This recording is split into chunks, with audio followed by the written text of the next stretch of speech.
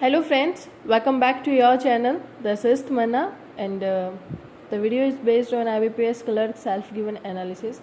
कल मेरा एग्ज़ाम था, आप देख सकते हो अम्बाला मेरा एग्ज़ाम था and 3rd of September 8 AM means first shift में मेरा एग्ज़ाम था. सो टोटली ओवरऑल वैसे आपने रिव्यूज़ देखे होंगे, ठीक है, लेकिन मैं थोड़ा बहुत जो चीज़ें आई थी काफ़ी कम टाइम में रखूँगी और आपको कोशिश करूँगी आपको कि सारी चीज़ें बता दूँ.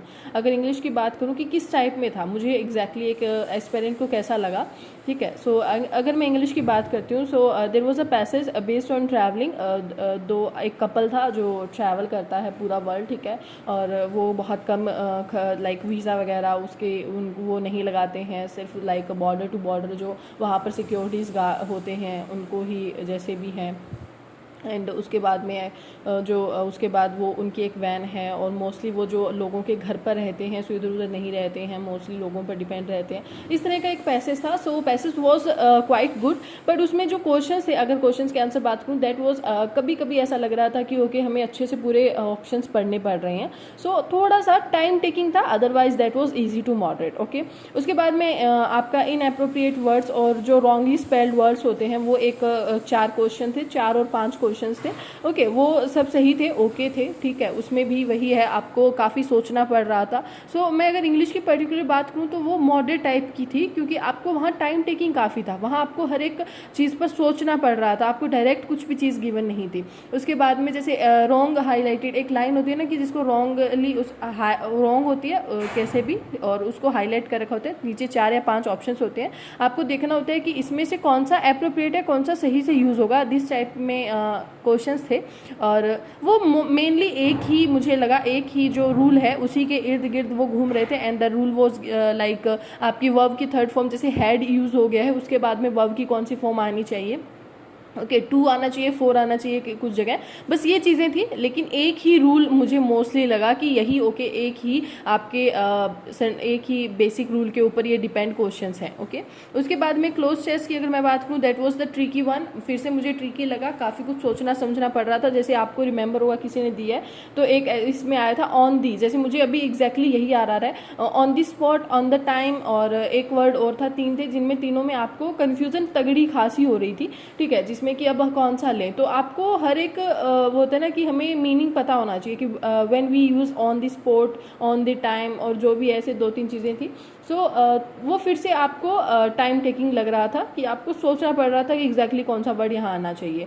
और फिर से 4 से 5 रीअरेंजमेंट्स, ये ईजी थे, ये आपका कोई टाइम टेकिंग नहीं थे, ईजी से बन गए थे. ये एक वर्ड था जो आपका 3 सेंटेंसेस में यूज़ हुआ था, ओनली बी, मेरे अकॉर्डिंग उसका आंसर है. सो आप देख लीजिए, ओनली बी ही था, जिसमें वो फेस वगैरह समथिंग कुछ था. और फर्स्ट था जिसमें कि वो वाटर वगैरह पॉरिंग ऐसा कुछ था, तो वो नहीं आएगा, ठीक है, वो वहाँ पर स्पेलिंग गलत चेंज हो जाती.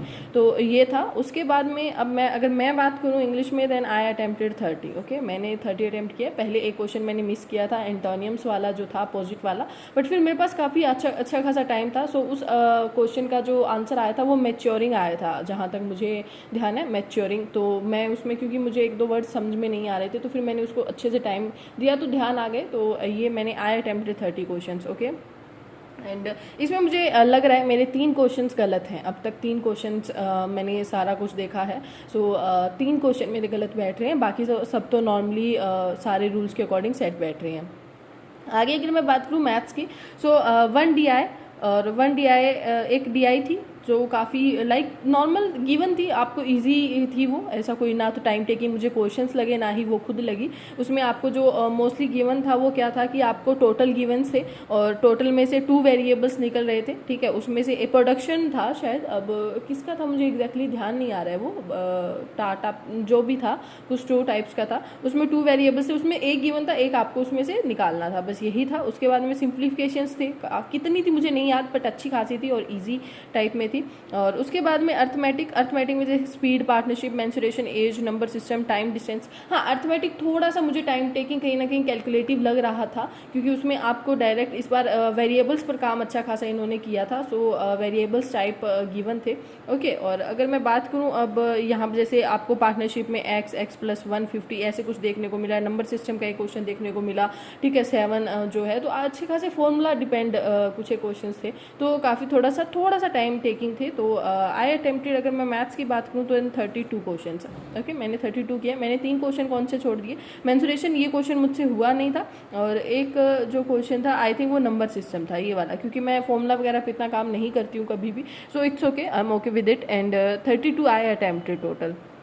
उसके बाद में अगर मैं बात करूं रीजनिंग की, तो रीजनिंग में अनसर्टेन पजल थी जिसमें मेरा आंसर 11 आ रहा था। उसके बाद में एक डेस्टिनेशन बेस थी जिसमें दिए हुए थे 7 पर्सन्स और उनकी अलग अलग डेस्टिनेशन दी हुई थी। देन मैंने ये भी हो गई थी, ये भी हो गई थी, ये मुझसे नहीं हुई है।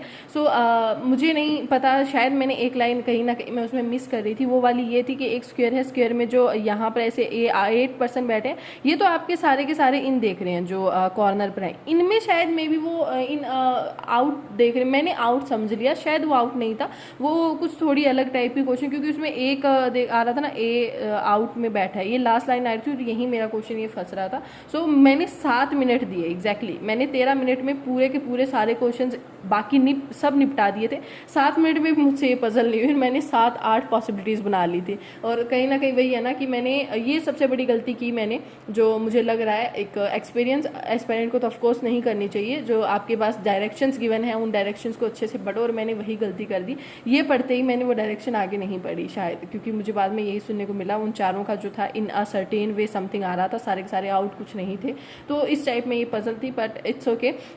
इसमें मैंने 7 मिनट भी दिए, स्टिल मैंने मुझसे नहीं हुई। एंड तो ये मैंने नहीं किया। एक 7% था जिन्होंने समथिंग कुछ परचेज किया था और वो लाइन वाइज गिवन थे, तो आपको यही बताना था। तो देखो ये मेरी पजल हो गई थी मुझसे, ठीक है, इसमें कहीं उलझे नहीं। उसके बाद में एक वर्ड गिवन था जो अल्फ़ाबेट की आपको देखना था, इसमें कितने पेयर्स बन रहे हैं। उसके बाद में एक वर्ड था जिसमें से आपको वर्ड देखने थे, तो इसमें केयर और रेस मेरे 2 बन रहे थे, तो मोर देन 1 बन रहा था, तो मैंने आंसर लगा दिया। उसके बाद में स्लोक्स गिवन थे लास्ट में, ठीक है। और एक क्वेश्चन था वो लाइक SSC टाइप था, जिसमें क्या थे आपके, SSC टाइप क्यों कह रही हूँ, क्योंकि जनरली ऐसा क्वेश्चन देखने को बैंकिंग में काफ़ी कम मिलता है। उसमें आपको 5 ऑप्शंस गिवन थे और ऑप्शंस में आपको ओड वन फाइंड आउट करना था। ये SSC का फेवरेट क्वेश्चन है रीजनिंग के पॉइंट ऑफ व्यू से, जस्ट बिकॉज मैंने SSC CPO SSC CHSL वगैरह भी दिए हैं।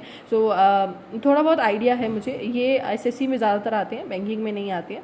तो ये टोटल था, जिसमें से मैंने, अगर मैं रीजनिंग की बात करूँ तो आई अटेम्प्टेड 29 क्वेश्चन टोटल। अगर मैं बात करूँ लेवल की, अब बात करती हूँ, तो देखो इंग्लिश की अगर मैं बात करूँ then that was time taking, so मैं कह सकती हूँ मॉडरेट थी, ठीक है। हाई जैसा नहीं है, मॉडरेट तो थी, ठीक है। मैथ्स की बात करूँ तो वही फिर से मॉडरेट, 3 से 4 क्वेश्चन ऐसे थे अर्थमेटिक में जो टाइम टेकिंग थे, अदरवाइज गुड, ओके, आपका सब सही था। और उसके बाद अगर मैं बात करूँ, और अगर फिर मैं रीजनिंग की बात करती हूँ, then reasoning was quite like, एक क्वेश्चन था वो हाई लेवल था, सिर्फ एक क्वेश्चन जो मुझे अपने बेस पर लगा। अब हर एक पर्सन की देखो अलग अलग चीज़ें होंगी, जिससे हो गए अटैम्प्ट उनके लिए वो easy to moderate, otherwise moderate to high, ठीक है, वो होंगी। लेकिन मुझे ये सच में लगा, क्योंकि मोस्ट ऑफ द स्टूडेंट्स जिनसे भी मेरी बात हुई है, दे बस उनका यही सबसे पहले स्केयर उनके फेस उनके मुंह से निकल रहा था कि ये वाली पजल। सो मुझे लगा ये वाली पजल हाई थी, otherwise that was easy to moderate, okay. ये था टोटल लेवल की अगर मैं बात करूं, अच्छे से बन रहे थे।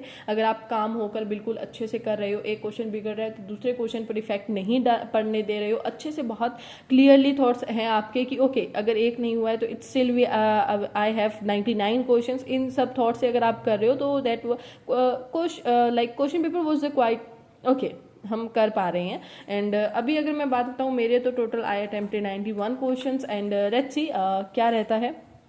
अगर मैं बात करती हूँ इसकी रिज़ल्ट की, सो होपिंग फॉर द बेस्ट, अच्छा ही होगा।